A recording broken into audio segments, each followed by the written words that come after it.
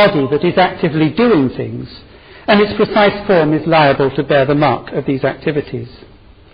And the growth of the body is an aspect of the very same developmental process by which we gain proficiency in the skills appropriate to the kind of life that we lead.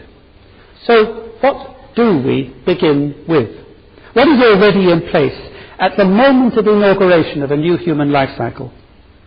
The answer, as we've seen, is not an open-ended design specification in the guise of the genotype, but rather the total system of relations comprised by the presence of the fertilized egg with its complement of DNA in a womb, in the body of a mother-to-be, who is in turn alive and active within a particular environment.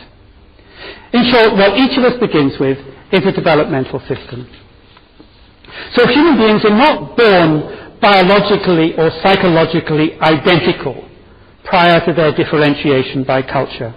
There has to be something wrong with any explanatory scheme that needs to base itself on the manifestly ludicrous claim, in the words of John Tooby and Leda Cosmides, that infants are everywhere the same. Even parents of identical twins know this to be untrue. The source of the difficulty lies in the notion that culture is an extra ingredient that has to be added in so as to complete the human being.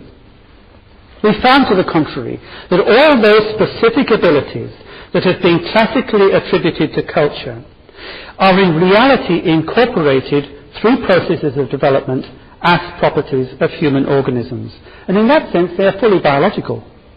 So culture is not superorganic or suprabiological. It's not something added to organisms, but simply a way of talking about the differences between them. And these differences arise from the ways in which they are positioned vis-à-vis one another and non-human components of the environment in wider fields of relationships.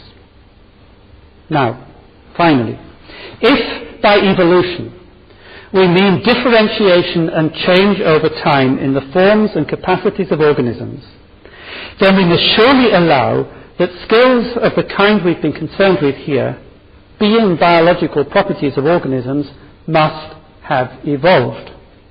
But we can't attribute this evolution to changing gene frequencies. No one would seriously suggest that people from different backgrounds play different musical instruments or speak different languages because of differences in their genetic makeup.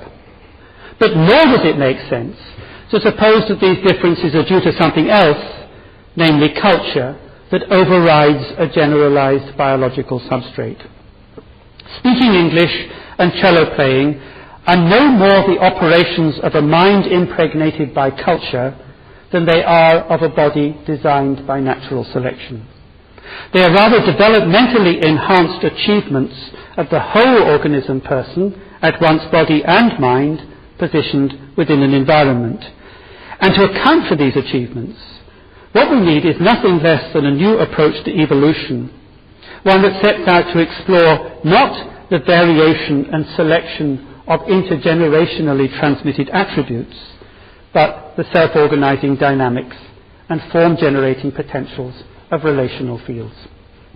Sorry to have gone on so long. Thank you very much.